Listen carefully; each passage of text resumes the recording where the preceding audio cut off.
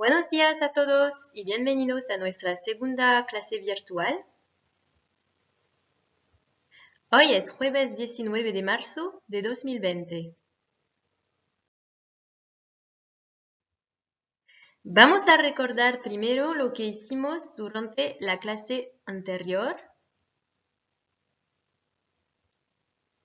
Y para hoy, los deberes eran donc lire le cours, connaître les chiffres, présenter le document de la nouvelle séquence avec une question, di que representa el documento, et un exercice à faire. Donc je vous propose de commencer par la correction de l'exercice qui était à faire avec les chiffres et ensuite de revenir sur le document de la nouvelle séquence.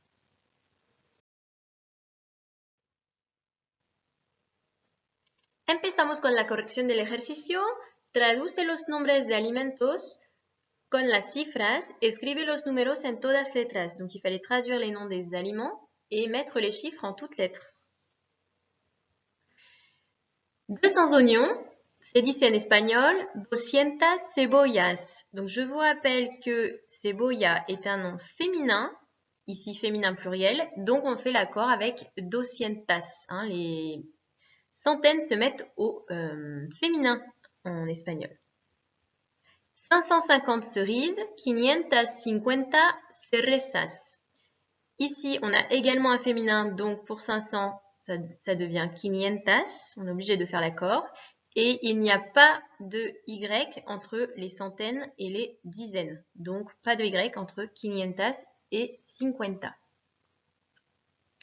1039 citrons, 1039 limones, pas de Y entre 1000 et les centaines et entre 1000 et les dizaines. Vous avez un I sur 30, il ne faut pas l'oublier. Et je rappelle que le Y, donc il est uniquement entre les dizaines et les unités à partir de 31 jusqu'à 99. Donc là, 39, on est obligé de mettre le Y. 72 litres de lait, 72 litros de leche. Donc litre en espagnol se dit litro. Et donc bien évidemment, on a un Y entre 70 et dos. Hein. Dizaines et unités, Y obligatoire. 811 avocats, 811 aguacates. Pas de Y ici puisque on a dit que c'était de 31 à 99. Et aguacate est un mot masculin, donc on laisse 800. Hein. 38 cuisses de poulet, 38 muslos de pollo. Rien de particulier. 100 g de farine, 100 gramos de harina. Donc 100 a une particularité, c'est qu'il subit une apocope. Je rappelle que l'apocope, c'est le fait d'enlever une voyelle ou une syllabe à la fin d'un mot. C'est le cas de uno que vous connaissez, qui devient un devant chico, par exemple, devant un nom. Hein. Et donc c'est le cas de ciento, qui devant un nom masculin ou féminin va perdre sa dernière syllabe, teo. D'accord? Donc ici, on est devant un nom, gramos, les grammes, donc on enlève teo, 100 gramos. Par contre, si j'avais eu un chiffre,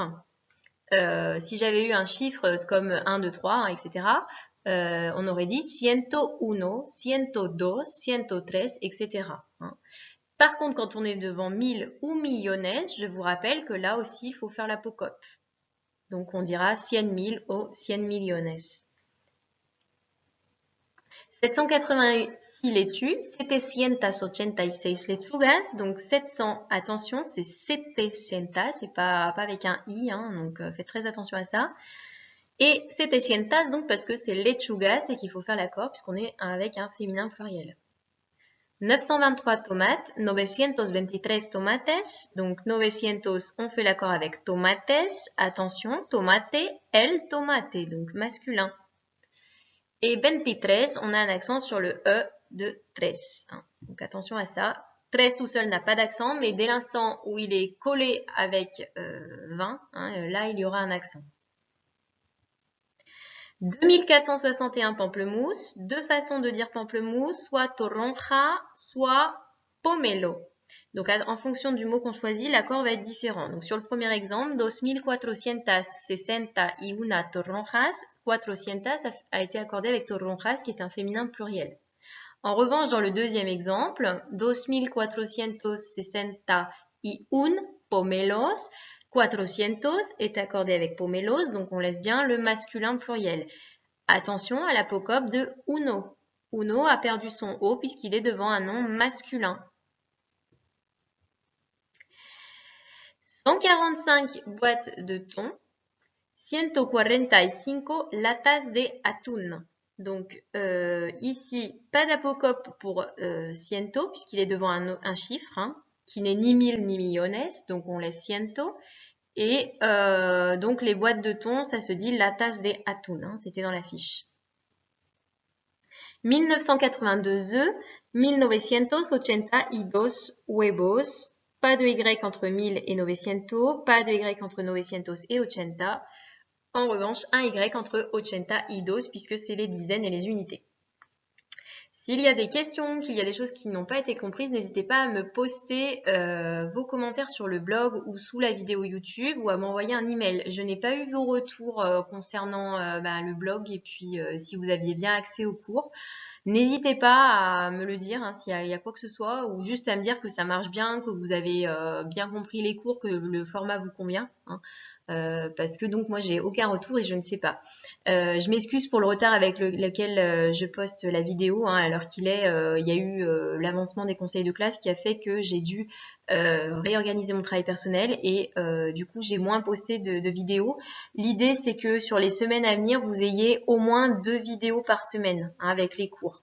Donc quand on a 3 heures, il n'y en aura que 2 mais 2 assez consistants. C'est-à-dire que les vidéos quand même avanceront sur le cours. D'accord ?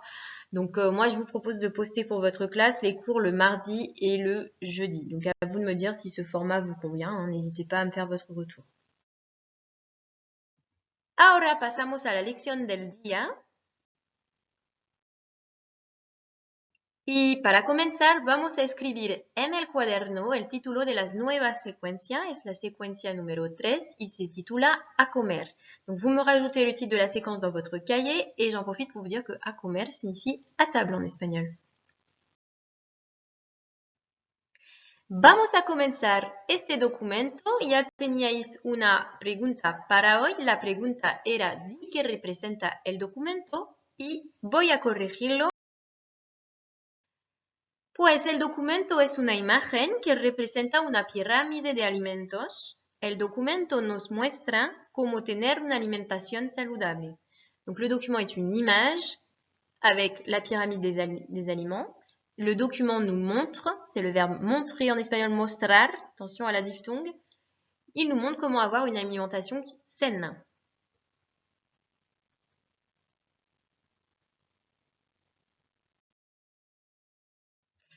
Je vais aborder un nouveau point de grammaire, puisque sur les questions suivantes auxquelles vous allez répondre, vous aurez besoin en fait de maîtriser ces différents points de grammaire. Donc écoutez bien hein, pour pouvoir ensuite répondre.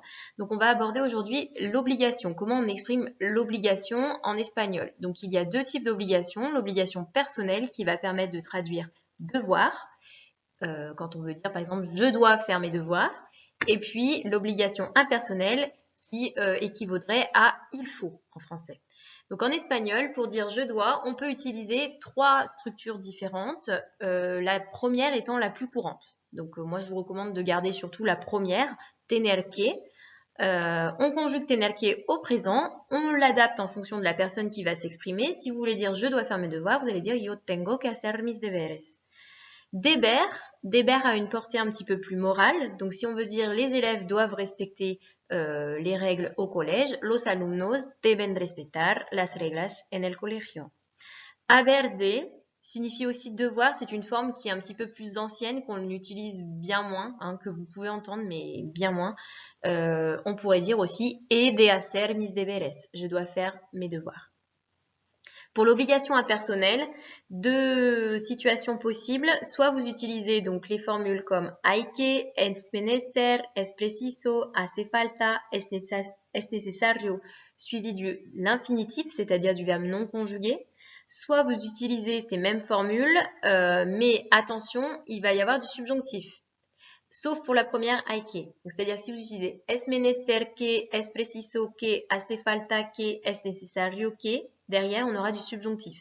Le subjonctif, je vous rappelle que pour le former, vous pouvez aller voir dans votre cahier, on a travaillé sur l'interdiction. No plus subjonctif. Les verbes en AR prennent les terminaisons des verbes en ER et les verbes en ER et IR prennent les terminaisons des verbes en AR. Donc voilà pour l'obligation en espagnol. Ici, vous avez un document qui récapitule un petit peu l'obligation personnelle, puisque c'est celle que vous allez surtout utiliser. J'ajouterai simplement qu'il y a aussi le verbe necesitar qui, lui, vous permettra d'exprimer plutôt un besoin. Hein. Necesito comprar leche, j'ai besoin d'acheter du lait. Deber, je l'ai déjà dit, donc c'est l'obligation morale. Yo debo hacer deporte todas las semanas, je dois faire du sport toutes les semaines. Et tener que, pour l'obligation forte, ou pas d'ailleurs, hein, tengo que acabar mi trabajo, je dois terminer mon travail. Donc quand on veut exprimer une obligation, en tout cas personnelle. Ejercicio, contesta las preguntas. ¿Qué alimentos es necesario comer con mayor frecuencia? ¿Qué alimentos no hay que comer a menudo? ¿Qué tienes que comer tú para estar en forma? Donc, vous devez me dire quels aliments il est nécessaire de manger de façon fréquente, quels aliments il ne faut pas manger souvent, a menudo c'est souvent, et qu'est-ce que toi tu dois manger pour être en forme. D'accord? Vous regardez sur le document la pyramide et vous me citez donc les différents éléments. Je vous retrouve ensuite pour la correction. Donc, vous pouvez faire pause, faire votre exercice et retrouver la correction ensuite. Pregunta 1. Es necesario comer cereales con mayor frecuencia. Es preciso beber agua todos los días. Donc, il faut manger des céréales, en tout cas le groupe céréales, de façon fréquente. Il est nécessaire également de boire de l'eau tous les jours. Hein, donc ici, on a exprimé l'obligation impersonnelle. Tout ce qui est en violet, c'est l'obligation impersonnelle, il faut. No hay que comer grasas y dulces porque no son buenos para la salud. Il ne faut pas manger des aliments gras et des sucreries parce qu'ils ne sont pas bons pour la santé. Es menester comer grasas y dulces con menor frecuencia o se puede decir también es menester comer grasas y dulces ocasionalmente. Il faut manger des aliments gras et des sucreries de façon moins fréquente ou alors occasionnellement. Hace falta evitar las grasas y los dulces. Il faut éviter les sucreries et les aliments gras. Voilà, donc plusieurs façons de dire, hein, je vous ai mis plusieurs exemples. Tercera pregunta, para estar en forma, tengo que tener buenos hábitos alimenticios. Pour être en forme, je dois avoir de bonnes habitudes alimentaires. Para estar en forma, necesito comer saludable, controlar mis porciones y privilegiar las frutas y verduras, 5 raciones diarias. Donc, pour être en forme, il faut, j'ai besoin de manger sainement, de contrôler les portions et de privilégier les fruits et les légumes, à raison de 5 rations quotidiennes. Diario, en diaria, ici, c'est au quotidien. Tengo que comer un poco de todo. Je dois manger un peu de tout. D'accord? Ici, on a exprimé l'obligation personnelle avec tener que conjugué à la première personne. D'accord? Et on peut dire, si on veut parler de nous tous, hein, nosotros, tenemos que masticar con lentitud, comer despacio para no tener hambre.